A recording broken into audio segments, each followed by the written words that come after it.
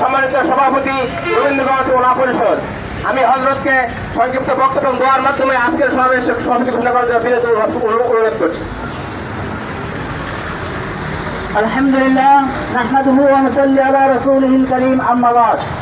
সম্মানিত উপস্থিতি, আমাদের যে একটা বিশেষ একটা পরিস্থিতির কারণে আমরা আজকে রাজপথে নামতে বাধ্য হয়েছি, সেটা শুধু আমাদের ব্যক্তি সত্তার সাথে নয়, এটা সমগ্র মুসলিম জাহান পুরা দুনিয়ার অস্তিত্বের সাথে সম্পৃক্ত।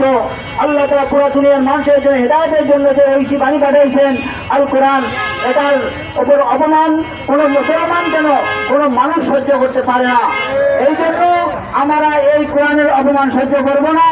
এর প্রতিবাদে আমরা আমাদের দেশের সরকারের কাছে সবচেয়ে বড় যে আবেদন পেশ করব, এই কুলাঙ্গার যারা এই নাস্তিকতা প্রকাশ করবে তাদের জন্য একটা আইন প্রণয়ন করা হোক। যখনই কোনো কোরআনের সাথে রাসূলের সাথে তারা অপমান করবে, তাদের একটাই শাস্তি, তাদেরকে ফাঁসির কাছে দেওয়া, তাদেরকে শাস্তি দিতে হবে।